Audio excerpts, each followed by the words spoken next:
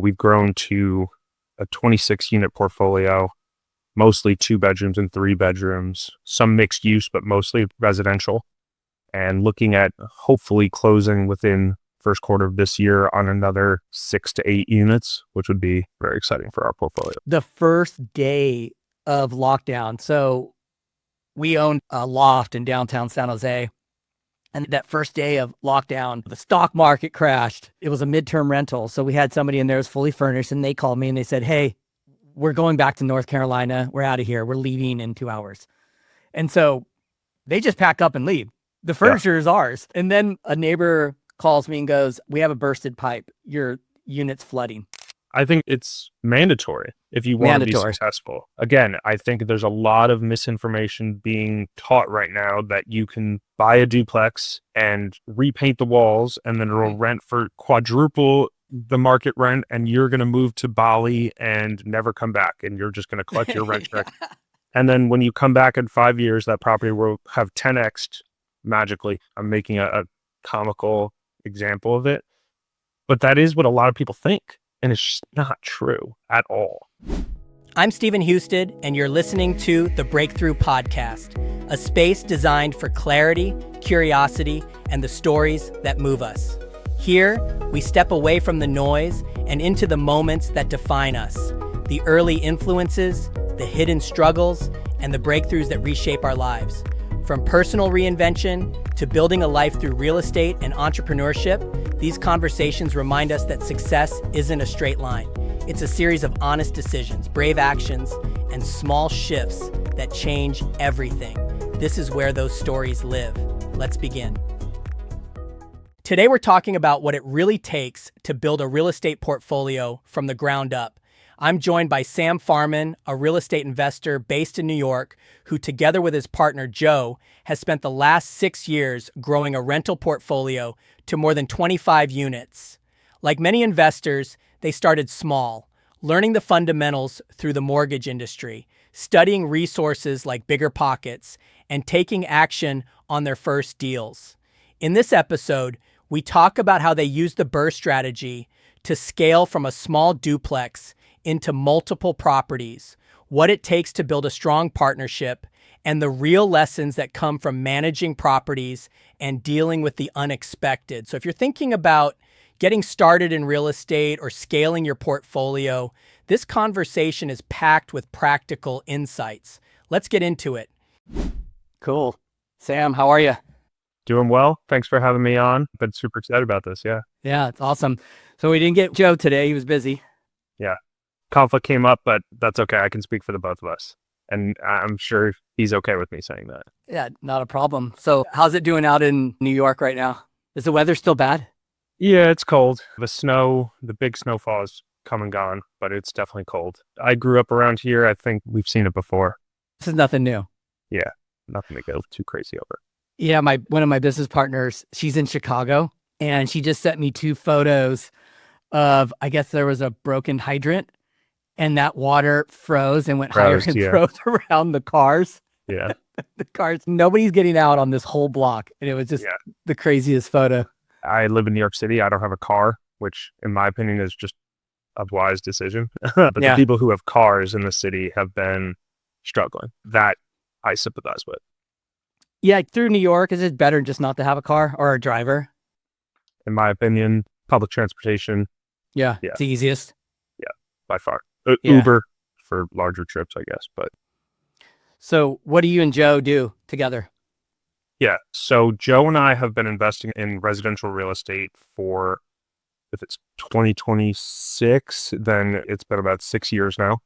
Joe's a year older than me. We went to college together, and we started doing it after I graduated. So a year after he did. And we actually had a background in real estate together a little bit. Joe actually still works for this company today. He's one of their top loan officers, but we interned together at a mortgage company. And founders of that company were really good to us. They taught us fundamentals about real estate. They walked us through the nuts and bolts of the 2008 crash, all that interesting information to us. And we weren't just working, they were mentoring us as well. And I think it kickstarted something in both of us where we really gained a lot of interest for the industry. After I graduated, I didn't love the mortgage business in general. So I went in and I started working for a large property manager in New York. And Joe was also working for this mortgage brokerage. And from there, we really were doing our best to basically figure out the way we could invest together. Joe found BRRRR actually and put me onto it. We consumed basically everything that and I apologize for just dropping BRRRR so casually, but everyone in the real estate world refers to them that way. Yeah. And Joe also actually, funny enough, gave me a copy of Rich Dad Poor Dad for my birthday after graduating college. So we were really just sharing resources with each other. I was getting a lot of expertise in the property management side of things. Joe was getting a lot of expertise on the loan side of things. We figured the two of us together couldn't fail. Obviously, that was naive, right? Easily could still fail. But we actually both bought individual properties first. I bought a single family investment property while Joe bought a live-in flip that him and his wife lived in. Where was that? Mine was in the market we invest in today in Pennsylvania. Joe's was in Long Island where he was living. And we were bouncing ideas off of each other through that point. And then I think it was 4 months later, we decided we couldn't hold off anymore. We bought our first multifamily together. Actually did the very popular BRRRR strategy where we actually did some of the work ourselves and had a contractor do the stuff that we weren't qualified for, and did a cash out refinance 6 months later, got really good quality tenants in there, and used that cash out refi to really start building. And we took that refinance money, we bought a triplex, started repeating the process. We eventually sold the original property and 1031 exchanged it into a larger one. I love telling this story because from an initial 2-unit purchase, we created 7 units, right? We refied our capital out and we're able to purchase a triplex with that money and start the hard money process all over again, rehabbing that one. And we all then 1031 the higher valued duplex into a larger residential small apartment building, and really just started to show us the power behind real estate. Now, granted, you could say everybody was getting that lucky in 2021, 2022, but we always say we still had to take the risk. We still had to execute properly, right? We couldn't it's not like you just threw paint at the wall and then said, okay, now it's worth $100K more. And here we go, bank, please give us our money. There's still all those due diligence and checkpoints in place that we had to go through. So that's how we got started. I think since then, we've grown to a 26-unit portfolio, mostly 2 bedrooms and 3 bedrooms, some mixed use, but mostly residential.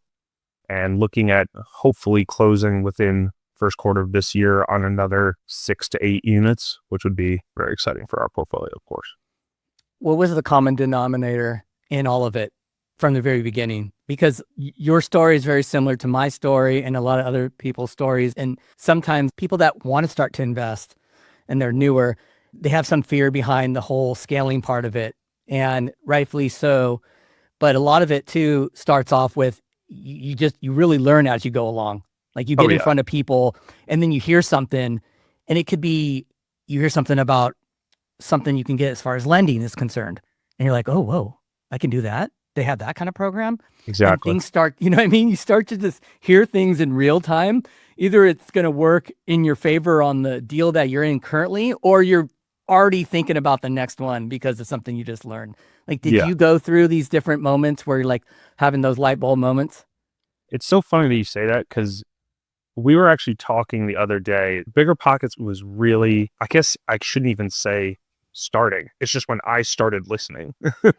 So there's a big difference in that. But back in 2019, 2020, 2021, I used to love, the host would always ask this question at the end to their guests, which is, what's something that you think makes real estate investors give up, fail, or never get started? Yeah, that's right. That's right. And Joe and I used to always listen and be like, we are not going to be one of those people who gives up, who fails, or who never gets started, right? I'm not going to do all this research and then let myself become an extra part of that statistic. So I think it was motivation, not only to build, obviously, passive income and build wealth and all of those very nice motivators, but it was also just a commitment to each other and to ourselves that we were capable of doing this and we were going to follow through.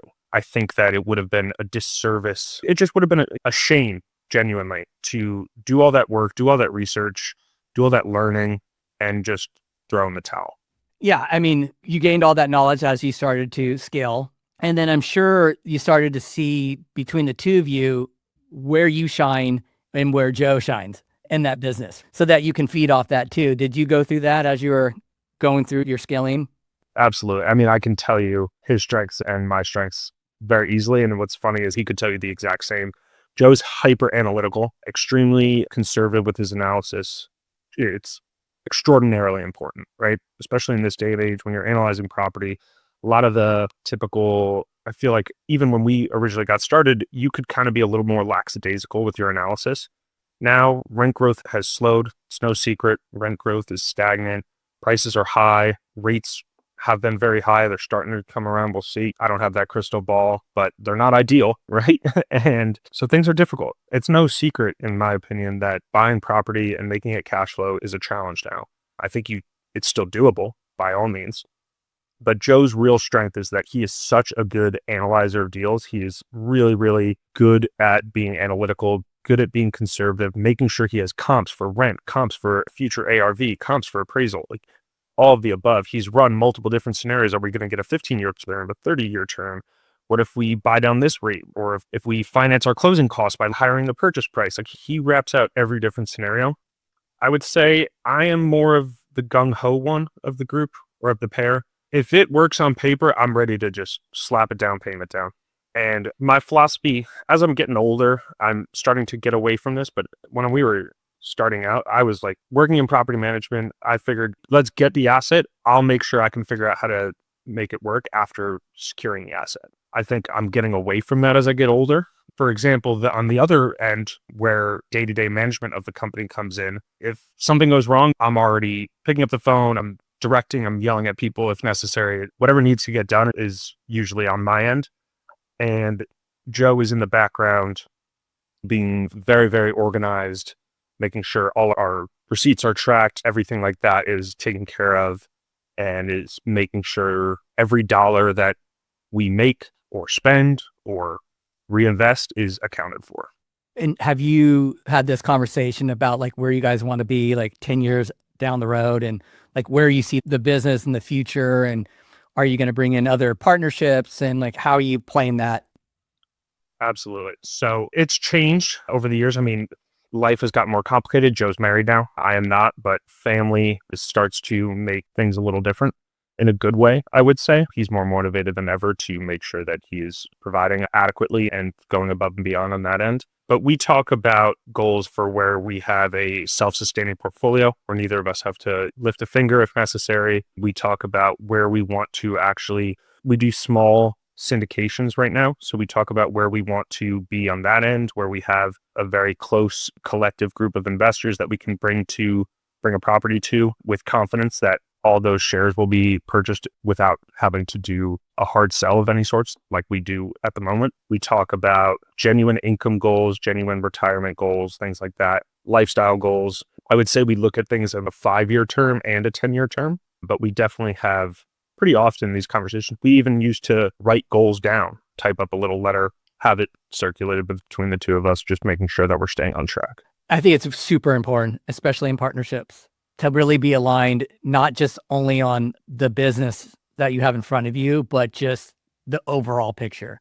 Because you could have something going on in a relationship that then affects the business. There could be other different scenarios going on. And you really just want to be tied in as not only a support system, but understanding that the group as a whole is trying to grow on every avenue.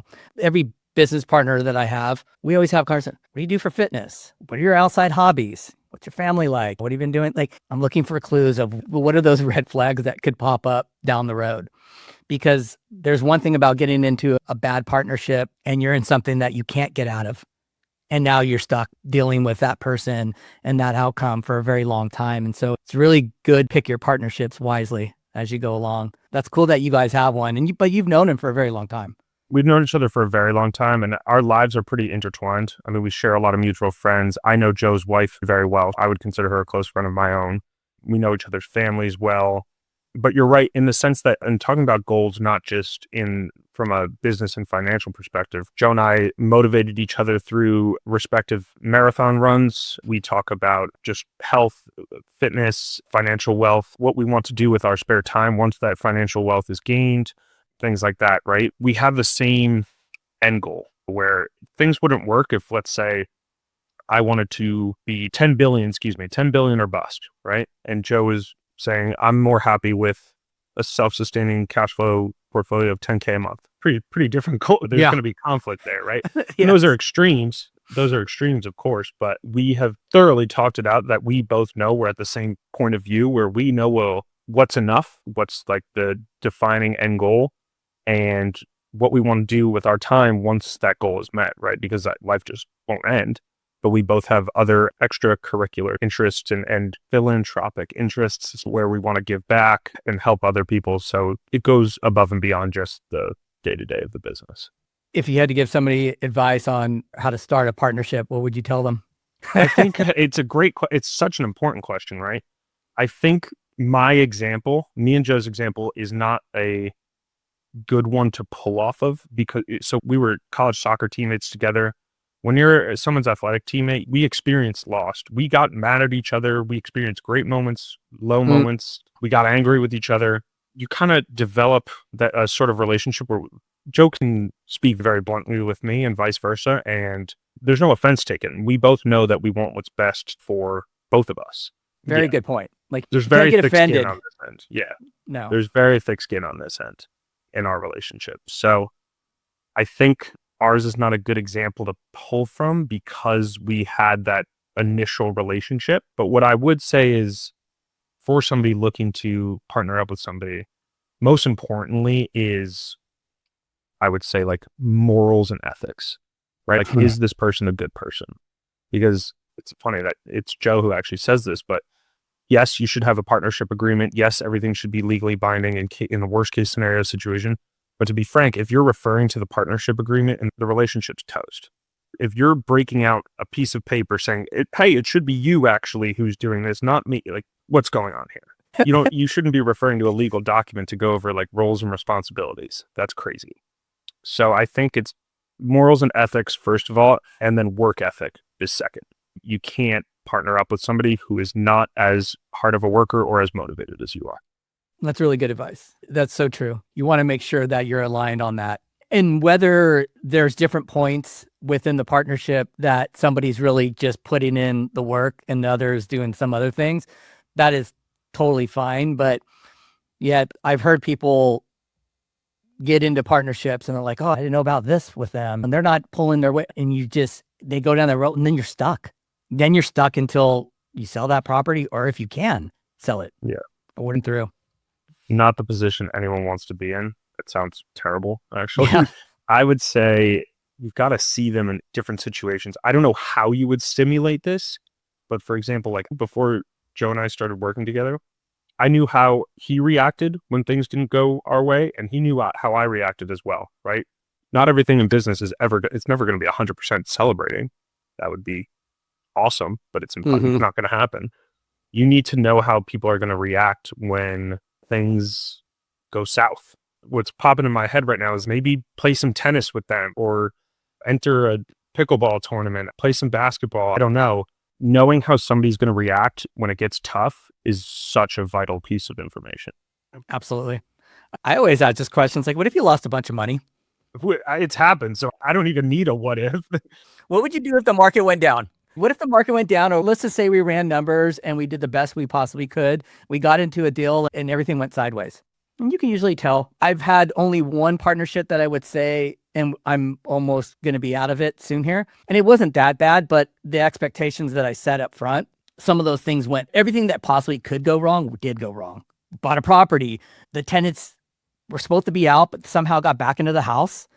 And then we had to evict them. There was all these they thrashed the whole property. So when it went from, hey, we're going to put 30K into this to get it ready, it was like 80K. Yeah. Then it was just like one thing after another. And those issues became even bigger issues because that conversation, when I'm having that conversation, like, hey, here's what's going on. Here's what we got to do. There was too much friction and stress. Like you couldn't take that on. Yeah. Instead of, okay, what do we got to do? How do we make this? Let's work through this. And when you're going through issues, you first got to know who's going to help you solve those issues. And you got to work through them quick because there's really no time to complain, blame or do any of that. And Yeah. sometimes that can happen. But other than that, most of my partnerships have been going pretty strong since 2015. And I'm very lucky. But you know what? Interesting enough, to your point, a lot of my long-term partnerships, I've known them for a very long time as well. So I also know their personality enough that I would be like, I wouldn't get in business with you, but you, I understand you. And so there's something to be said about that. I mean, I have a bunch of friends who I love and appreciate, and I wouldn't do business with them. Yeah. It's not even a disservice or a slander on them. It's just the truth. I know how they react when things go negatively. I know how they react when they fail. And I actually loved what you said earlier, which is, how do we fix that? How do we overcome this? I love the word how, right? Because most people, when things get hard, and I'm stealing this from Rich Dad Poor Dad, that was probably the most influential part of the book to me, which is funny because it's probably not for most people. But instead of just framing the question of what do I do? It's like, how do I do this? It's such an action-oriented question, right? Where you're acknowledging that something went wrong, but you're also acknowledging that there is a way to fix it. You may not know how, but if you ask the right questions, you'll figure it out. And I think, Absolutely. I mean, Joe and I experienced on our second property together, a burst pipe and an eviction within the same year. It was insane. But so let me ask you a question, Sam. When you went through that, okay, was those your first tests together? First major ones, for sure. We had done rehab of a project, and never does it ever go perfect, right? Mm-hmm. But it was, anything that went wrong was super minor, easy fix. Yes, it was the first major test. And to make it even worse, we had gotten a hard money loan, done about 95% of the work, and then a burst pipe happens and ruins all the work that had been done. Oh, wow. So Joe and I are now going, obviously, with a hard money loan, you're getting a loan to complete rehab. That money's dried up because it's 95% done.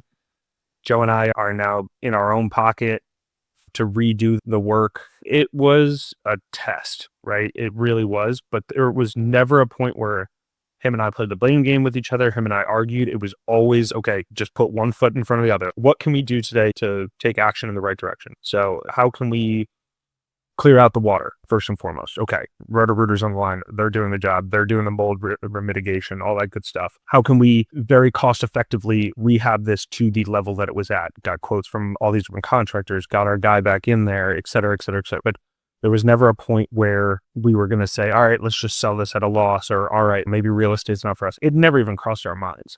We knew that it would get done. And we actually, hard money loan was a year-long loan. And we got it in at, I think, 10 months. We were able to refi, pay it back, get the tenant in there. And then we had, because we were so keen to lease it up, because of all the issues that we had gone through, our screening process wasn't as strong as it should be. Another very, very important lesson learned. And we got a problem tenant in there who finally we were able to evict about 6 months later. But yeah. So you had a double whammy. Oh, yeah. Oh, yeah. And the unit that they were in too was it was a real income generator. I mean, it was a full house essentially. Again, gut punch, but you absorb it and you just start taking the next steps in the right direction. Do you recall how you guys broke up? Who was going to do what at that moment? Like, how did you guys go into that mode? It's interesting enough, during COVID, the first day of lockdown. So we owned a loft in downtown San Jose. And that first day of lockdown, the stock market crashed. It was a midterm rental. So we had somebody in there who was fully furnished, and they called me and they said, hey, we're going back to North Carolina. We're out of here. We're leaving in 2 hours. And so they just pack up and leave. The furniture is ours. And then a neighbor calls me and goes, we have a bursted pipe. Your unit's flooding. Oh my God. It was just like one thing after another. And I just showed up there and I called my business partner. I'm like, hey, we got this going on. All right, what are you doing with it? I'm calling the HOA. He's okay, cool. I'm going to handle this part. Let me work on that. And it was like, boom, we're going through it and we got it done. But the actions together, without even saying anything, separated what needs to be done. And I took this and he took that, you know what I mean? And you have to, there's something to be said about doing things and making sure you do it fast. I'm really glad you said that because we had a very similar experience where it was almost intuitive. Okay, I know that more about dealing with the plumbing issue. So like I was on the phone with them. Joe's on the phone negotiating prices with contractors because I know he'll be better at playing hardball than me. Like it was just, anything that had to be done, it was a situation like that really makes it decision-making clear, right? If we had to decide on something together, it was a quick phone call, decisions made, you're relaying that decision to the correct party. Just because time is of the essence. And again, like it takes a specific type of person to just say, okay, this happened, but I can get through it versus this happened, the world is against me, etc. The sky is falling. You will not make it as a real estate investor with those attitude. No. And sometimes some people have to find that out. Yeah. The hard way. Oh, yeah. Yeah. I mean, that's why going back to that question, right? Give up, fail, or never get started. I feel bad using the word fail, but there are a lot of failed real estate investment attempts. I know plenty just because it's sold, especially in this day and age, on podcasts and on social media. And I think we're doing actually quite a good service right now talking about how challenging it is because online it is sold as this get rich quick free ticket to sitting on the beach collecting monthly rent. And it's just not the case. It's a full-time job. Yeah. And you can outsource property management, which we do now. We have a really great team. But even then, like I was just on the phone with them and the electric company before this. Yeah. Just because you have a property management, I know. You're still involved. You're absolutely involved all the time. They're just on the ground and they can execute things for you on your behalf. But you still need to like understand bids on work that's getting done because sometimes they're going to be sending people out there a lot more money than if you hired somebody yourself. And there's issues with accounting. That's huge all the time. You cannot set it and forget it on your accounting. If you have multiple properties under management with a property manager, every month my assistants send me the gross rents, repairs, and I just look at things. I just see some key numbers. And if I see something that's off a little bit, I'm like, can you look into this part? And then they go back and they go, oh yeah, they got to reimburse. That wasn't supposed to be credited. And maybe it's $50 here, $50 there. But when you have a bigger portfolio of properties, that can add up to like thousands of dollars. Oh yeah. It's crazy. It adds up really quick. And I mean, there was, again, Joe and I talk about this story, but there was this guy who was speaking at a conference who had $1 billion of assets under management. And he was telling a story about how he caught a mistake for a water bill that was about $75 to $100 higher per month than it should have been. If he can review his $1 billion assets under management portfolio and all the expenses that go through that, so can you. There's no excuse. We do all our own accounting, essentially. We do all our cost tracking. We do all our P&Ls at the end of the year. We do that all ourselves just because I need to know. We want to know.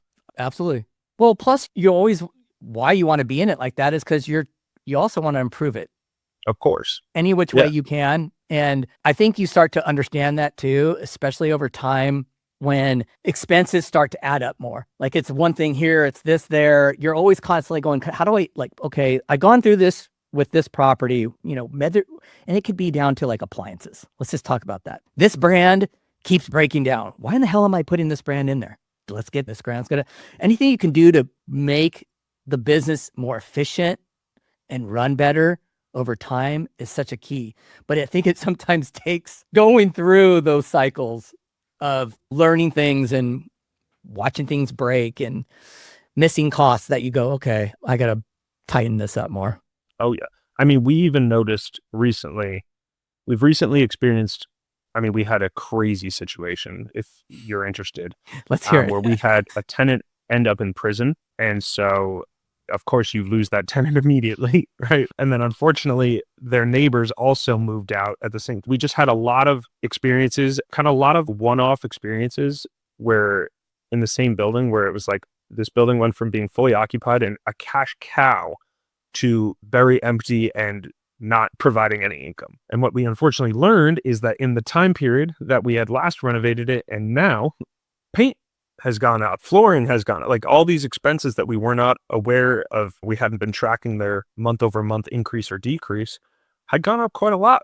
So now when we're buying all our new properties, we are changing the way we analyze for potential turnovers because we know that from experience now that they're a lot more expensive than they used to be. When they were cheaper, we used to just get like a bulk quote. Now, oh no, I need a line by line item quote to make sure I know where every single dollar is coming and going. Absolutely. Yeah. When was this whole scenario? What year was this? This happened back in the summer. Okay. Yeah. Yeah. And, truth be told, I think 2025, it was a year for stagnation, maybe. There wasn't a lot of rental growth. There was definitely a lot of vacancy, definitely some economic uncertainty. I think that's countrywide, right? That, Yes. There's data that rent growth slowed. I think 2026, again, there's data supporting that it's going to start to come back, which is great news. But like I said, we'd like to analyze conservatively. So we're analyzing with the prospect of no rent growth and analyzing our properties, our new purchases that way. And if the rent growth comes, then even better, right? Then that's additional income on top. But you want to be prepared for anything. Yeah. You ride the wave through the good and the bad. Yeah. But prepare for the bad. Exactly. Yeah. There's no forecasting down the road because you're right. 2025 was pretty tough across the board. But, back to a point that you brought up, I just had a gentleman on that he built most of his portfolio last year. Wow. In a tough market, with higher rates and just everything, rents and you name it. He had his best year. He understood his buy box. He ran his numbers correctly and he stayed laser focused and he was really hyper-focused in his local market. So his properties are like 30 minutes from him. So there's something to be said about being local but the point is, I think you can build a real estate portfolio in any market. If I look back to 2008, I got my real estate license 2008, the day Bear Stearns went under. I got my license and I'm like, went down to the mall and spent $500 on clothes and bought a computer bag. And I thought, okay, I'm getting ready to crush it. Walked into that. I was working at a mom and pop, like real estate mortgage broker place. And I remember this clear as day. I walked in the door and back then they had like loan reps that would come around and give you sheets of the different programs. And I see them in the broker's office and they're talking like they look serious. The paper's flying and I go in there and he like looks at me and he goes, if you had anything right now, lock everything right now. I'm like, why? He's like, market is going to go down big time. I'm like, okay, what does that mean? Wow. Boy, did I learn. Yeah, I'm sure very quickly. Whoa, but looking back at that time period, 2008, I remember around 2010, 11, I was showing a property and this guy pulled up in a Porsche. And I looked at him, you going to get in? He's like, no, I'm an investor. I want to buy it to flip it. I'm like, really? Okay. All right. I didn't know much then. Yeah. I just got my license. I've read Rich Dad, Poor Dad, but was definitely not ready to invest. And now that I look back, all the people that were buying houses in 2010 to now. Oh, yeah. Set. Yeah. Set. And it was probably mostly investors, right? People who recognize that these are incredible interest rate opportunities, incredible price point opportunities, and that if you buy real estate for the long term, which I do think real estate is a long-term asset class, I have to pitch that a lot, or preach that a lot, I should say, when we do our syndication pitches. If you're comfortable with the long-term timeline of real estate, you can always make long-term. I think real estate can work, provided you're a solid operator. If you're treating the property like crap, then obviously it's a little bit more difficult. But if you're an active and involved investor and you invest for the long term, you can make everything work. Break down what an operator is. Operator is basically the term that I use for post property being purchased. Honestly, it includes the purchase process as well. But an operator in my mind is somebody who's just actively involved in managing their asset, right? So that happens, I misspoke earlier, because that happens before purchasing the property, doing your due diligence properly. That happens while you are owning the property, making sure that your expenses aren't too high, your rents are coming in at market rate where they should be, you're not having unnecessary turnover, your vacancy is manageable, all of these very important things, right? To make sure that the asset is profitable. You're doing value add rehab work where it can be done in the property to increase its after repair value. And then even upon sale, right? You're not jumping at the first offer. You're actually adequately marketing your property for sale or using an agent who's properly trained to do so, which I would assume most investors are doing.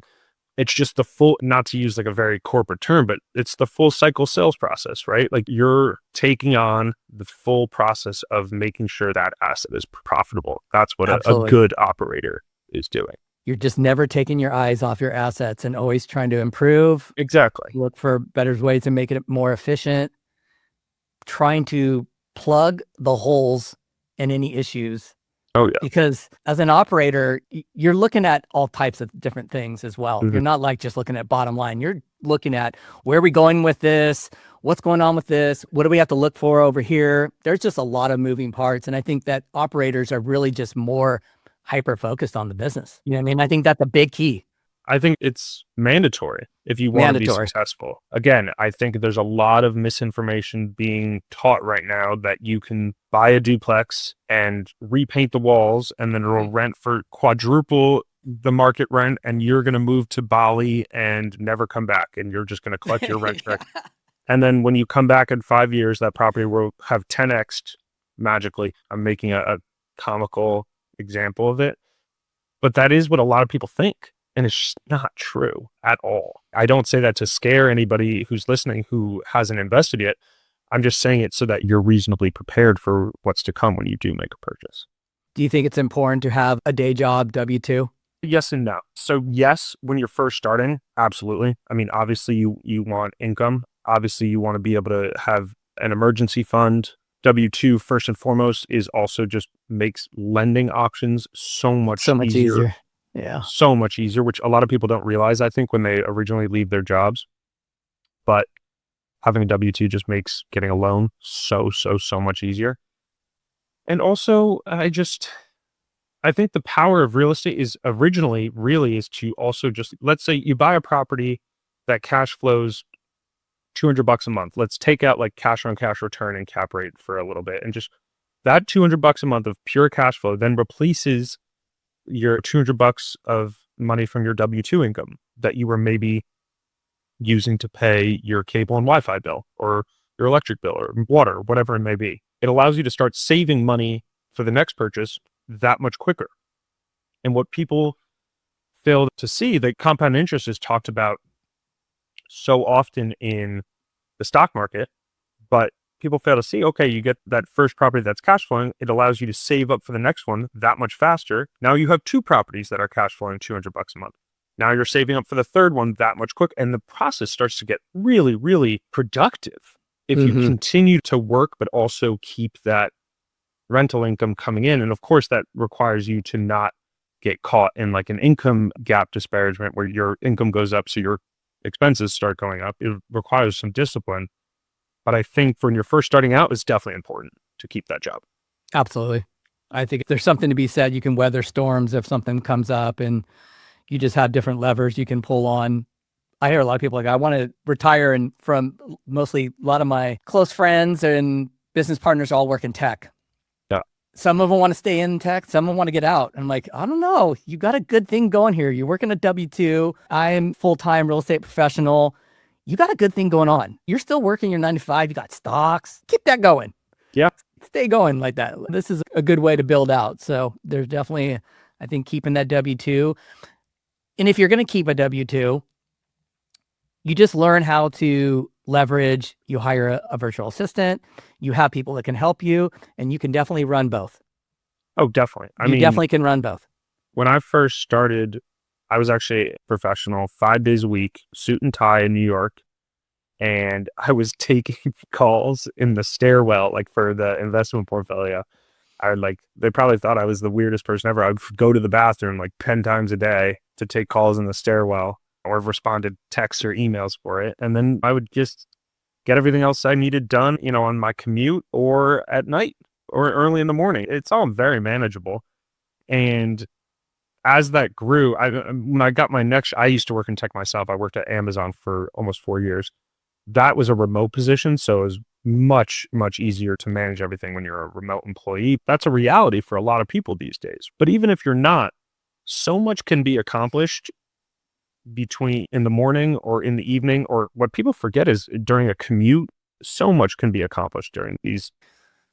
But you times. learned that. You learned that because you started taking those calls. So at Oh first yeah. you're probably going, okay, how am I going to make this all work? And then as you started, hey, I'm going to take a call here, I can take this. And then you started to put that rhythm. You went, wait a minute. Yeah, I can pull this off. This Oh makes yeah. sense. Oh yeah. Yeah. I used to do so much to all the people who were on the train with me. I apologize, but so many calls on the train to and from New York City when I was living at my parents' house.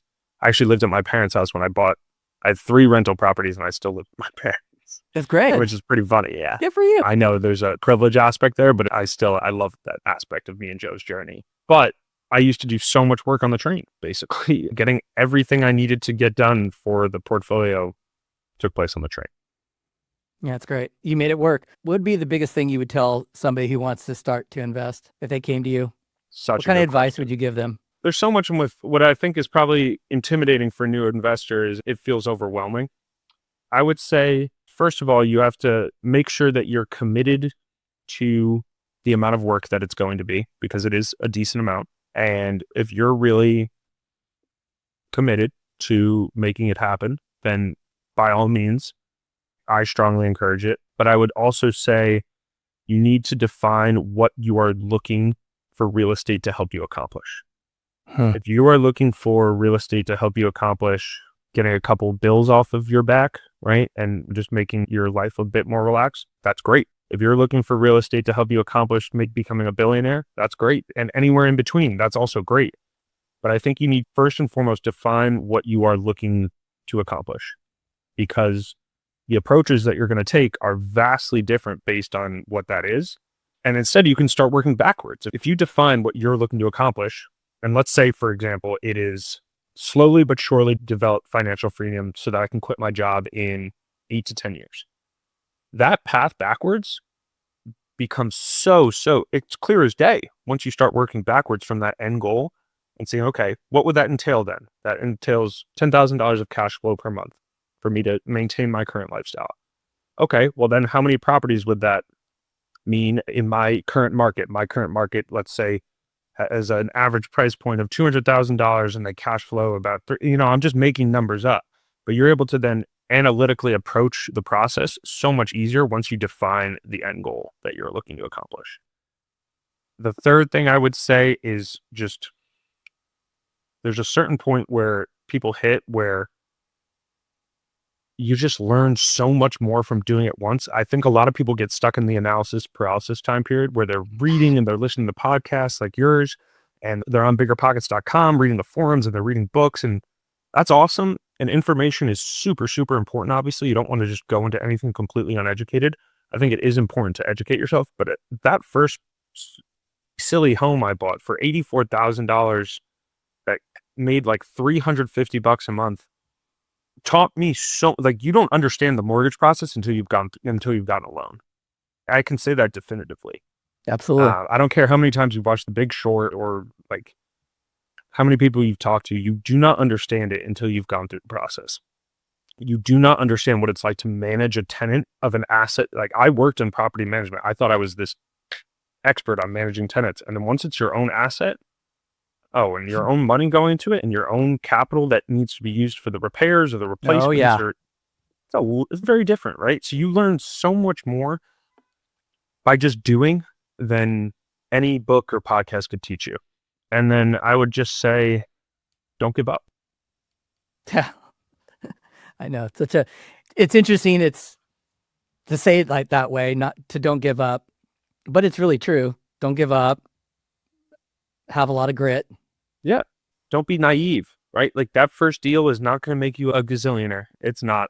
True. That's so fine. Mine certainly didn't. It's so fine. And the learning, the knowledge that you'll gain from it probably will in the long term. And you're going to compound that knowledge over time.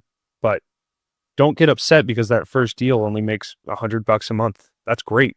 Congratulations on creating a cash flowing business that pays all its bills and still has money left over. Most people can't accomplish that. So congratulations. And just build on it from there. But that first one's not going to be a home run, and that's okay. You still got to get up and take a swing.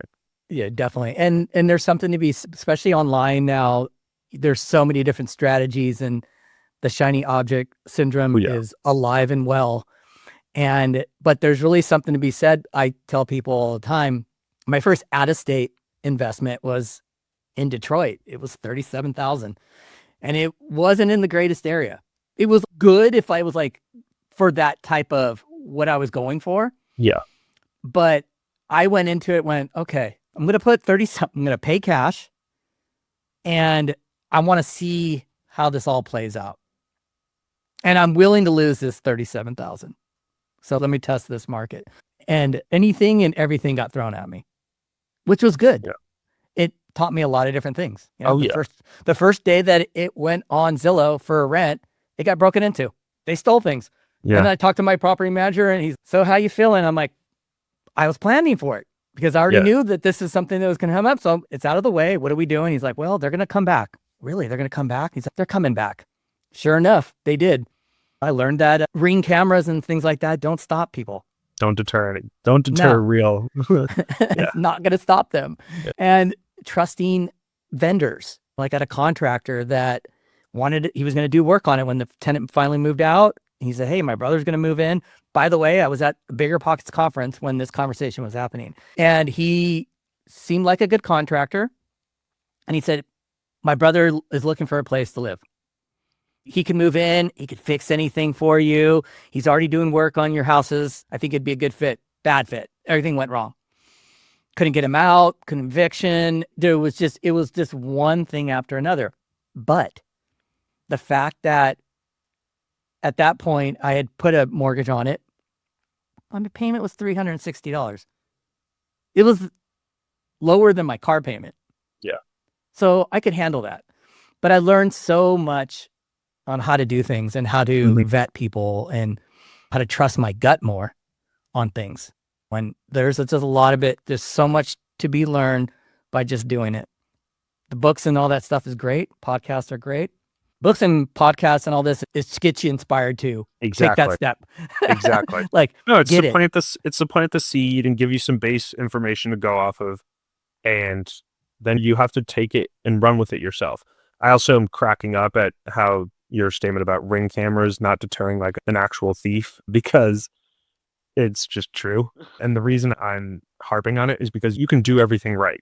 You can do all the right things and take all the right precautions, and something still might not go your way. And again, it's just about how you react. True. Yeah. You have to learn how to pivot out of those. He caught me that time. Yeah. Ooh, all right. I mean, like the crazy eviction that we had that I was talking about earlier, this couple had clearly been doing this for ages. They knew exactly how to play the system.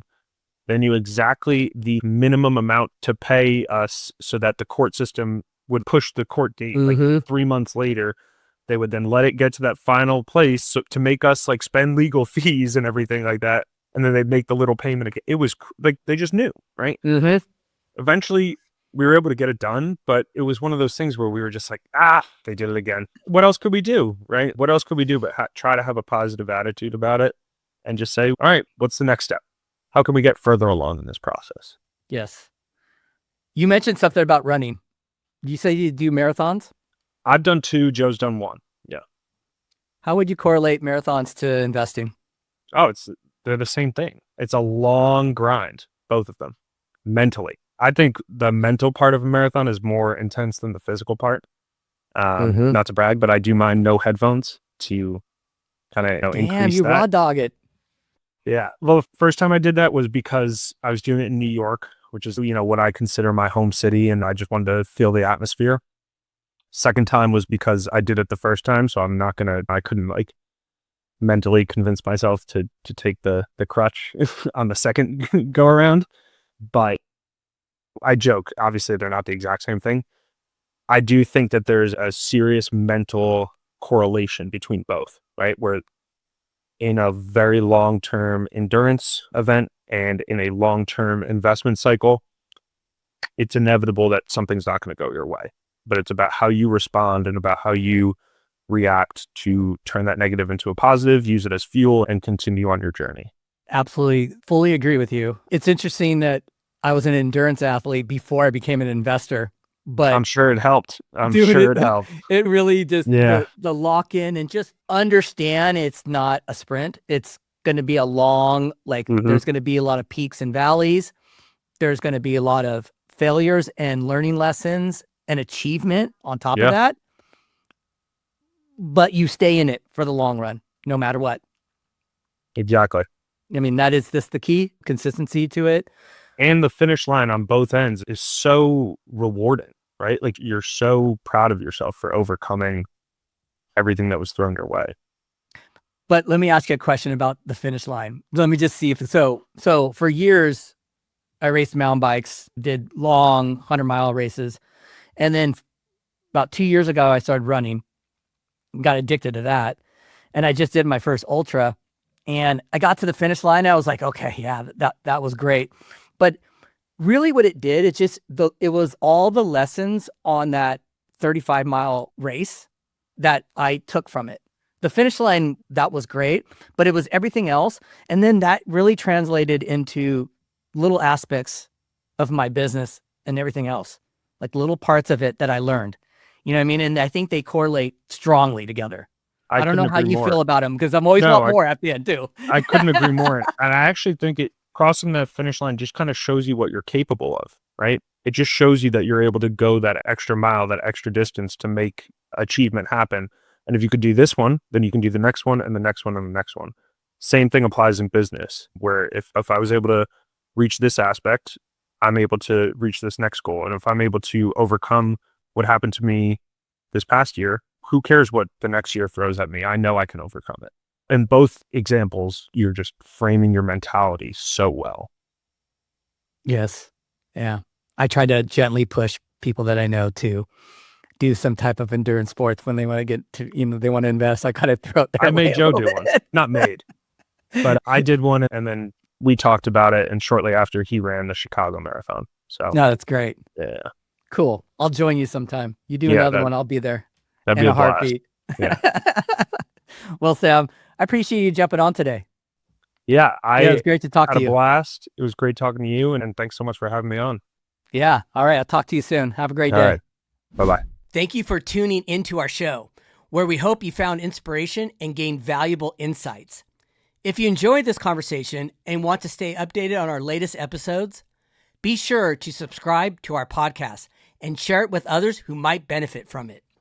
We appreciate your support and look forward to bringing you more candid conversations and breakthrough moments in the future.